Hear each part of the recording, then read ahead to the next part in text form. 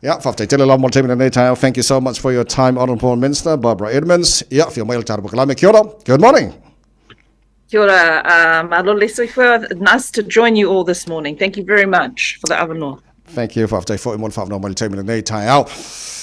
What came to your mind when you read something like $40,000 expensive farewell for a former CEO of the Ministry of Pacific Peoples, Honourable Minister? Yeah, so it's unacceptable. And it was, my first thing that came to mind was very disappointed.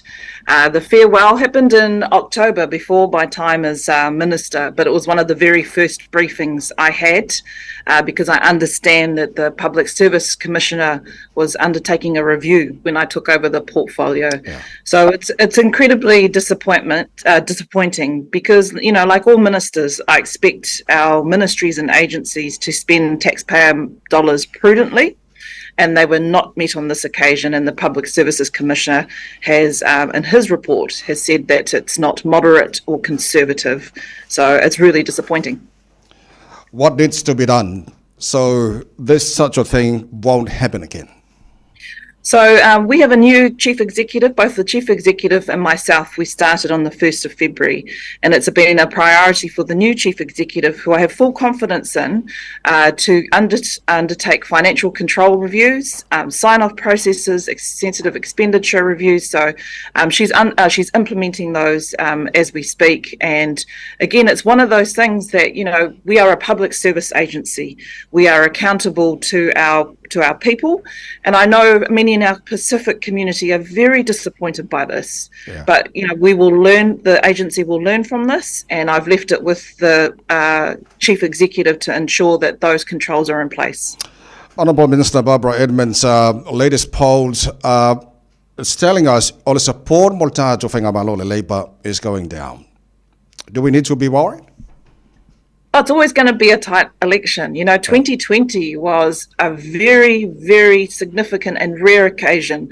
And we always knew that, you know, we were not going to keep at those record numbers, you know, it's the first time in the mixed member proportionate parliaments that we've ever had in New Zealand that one party has had full majority.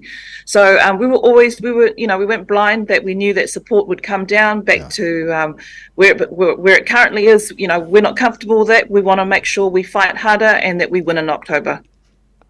What needs to be done at the moment in for support Labour? Because I think it's only 2 months and a few weeks before the election. Barbara? Yeah, it's not long. So Parliament rises. So Parliament finishes at the end of August, and then it's 6 weeks to the election on October the 14th. Yeah. What we need to remind our communities is what's at risk if Labour's not in. You know, we've got the winter energy payment that we put in under this government, the Best Start payment for a lot of our new families, the extension of paid parental leave. You know, for some of our lowest paid workers like cleaners and security guards, they have signed up to fair pay agreements. So that's currently under negotiation, going through negotiations with the unions and the associations for those areas to make sure that we have a minimum line of what is expected for those sort of agreements. We also have, you know, for us, 1 in 7 state houses in our country at the moment was built under our government in the last 6 years. So we need to refocus, make sure that we stay committed to taking this right through to the election and remind our families and communities what's at risk if we're not in government. Good news this week, Honourable Minister. Is this the best the government can do for them? Yes, so we're in really tight fiscal conditions, and what we've had to do is prioritise improvements to their paying conditions. Again, under a Labour government, our nurses and our teachers are now being paid significant amounts more than what they had been previously. This is one of the most significant pay increases in New Zealand secondary school teachers have ever received. These increases, you know, obviously recognise the last few years have been really stressful for them, but also recognising the great work that they do. So we're hoping that, you know, it's come to a settlement. It had to go to arbitration, and the government came to the table with what the arbitrator recommended, and we're very grateful that the teachers have accepted it. Okay, Pacific Music Awards this week. You were there, Honourable Minister Barbara Edmonds. How did you feel? You know, it was a real, you know, we're so talented. Our Pacific people are so skilled and so talented. And, as each nomination came up and all the different songs, you started Sivatua, and I was just like, I know the song, I'm very proud of our Pacific artists, and that was a really great opportunity to be able to celebrate them all. So many of them are young. But at the same time, we had the Punilava choir that won the Gospel Award.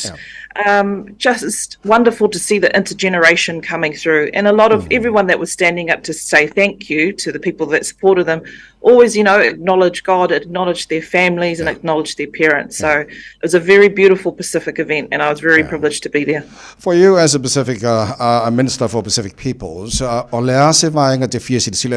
is something that you want to see our artists, Pacific artists, doing in the future? Well, exactly what they're doing now, but we want to see more of it. We have very creative young people coming through. We also have our elders who are amazing singers, amazing musicians. You look at Three Houses Down, the Tongan group, that is intergenerational, from sons to fathers to grandfathers. So what we want to see is just making sure that we have more of that music. And, I acknowledge Radio Samoa. You play a lot of New Zealand Samoan music. So we thank you very much for your contribution to that as well. Okay, Honourable Minister Barbara Edmonds, you're leading the trade mission to Australia this coming Sunday. Tell us more about this, please, if you can. So I'm the Minister for Economic Development, and underneath my portfolio, I have the New Zealand Trade and Enterprises entity. We are taking over, at the moment, the last count I saw was 27 all-woman, female business delegation. So around a quarter of them are Māori and Pacific businesses.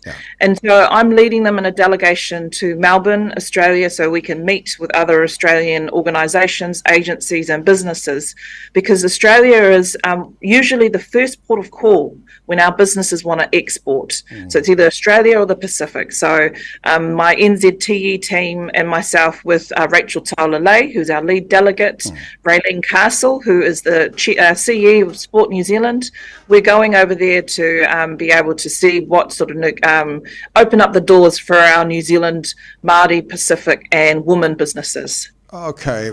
Te ana moana nui kiwa Porirua Secondary Schools Polyfest 2023, Honourable Minister. Are you going to be there? I was there last Friday. Oh, was it last Friday? Last Friday. You need to come down to Porirua. I'll make sure you get an invitation next year, so you and your team can come and see it. So yes, it was last Friday. So we had all our secondary schools here in Porirua. We had a couple of primary schools. It's different to Auckland. Polyfest, all the region, the Auckland region come together. In Wellington, they have them in the hut, Wellington City and Porirua. So last Friday it was sold out. So that was thousands of tickets that were sold out for our families. And it was just, again, a wonderful time to celebrate our young people. And for them, you could see the pride for them being able to, re-identify with their culture and values and the hard work. So huge thank you to the schools and the tutors and to the hosts, Mana College, this year. But I'll get an invitation for you for next year. Whawhitai lava, thank you so much, Honourable Minister. And there were schools from Auckland who were there? No schools from Auckland. No schools from Auckland. Just Porirua schools, and the way that, again, the Pacific festivals for our schools happen down in Wellington is 3 separate areas, the hut, Wellington and Porirua. So we had two tangata, which was the Wellington Festival a number of weeks ago, and again, that was another amazing opportunity to see our young people. Okay, Honourable Minister Barbara, tell us about this Commonwealth Women Parliamentarians Talanoa, please.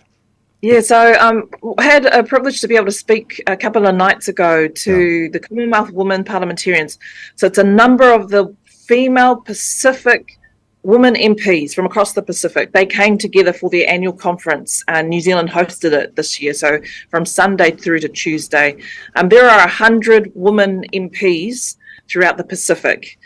Unfortunately, 60 of them come from New Zealand, so only 40 are in all our other Pacific nations. So this is an annual opportunity for them to come together to elect a chair, a deputy chair, and to work through their priorities over the next term and to ensure that, the women's parliamentarian voice is supported as well as advocated through the Pacific region. So we had MPs and ministers from Tonga, Samoa, Fiji, Papua New Guinea, Solomon Islands, Vanuatu. So all the major Pacific areas islands were represented, Tuvalu, Tokelau.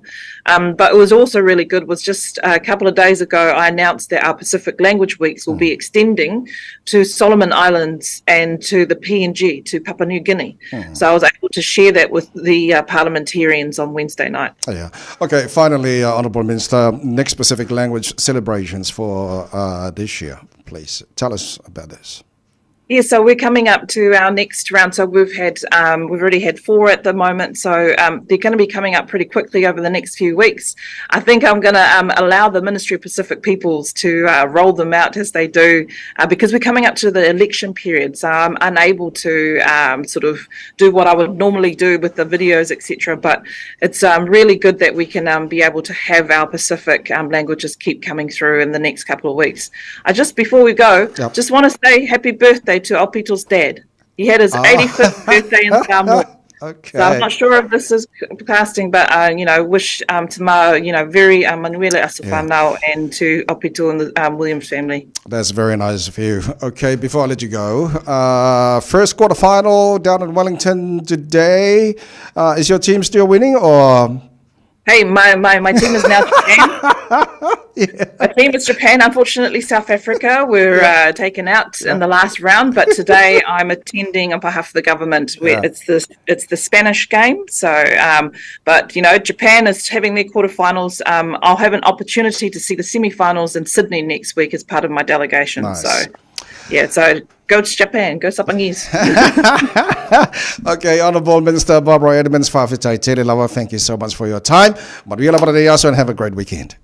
Manuela Baradeaso, thank you so much. Whawhitai Tere Lawa.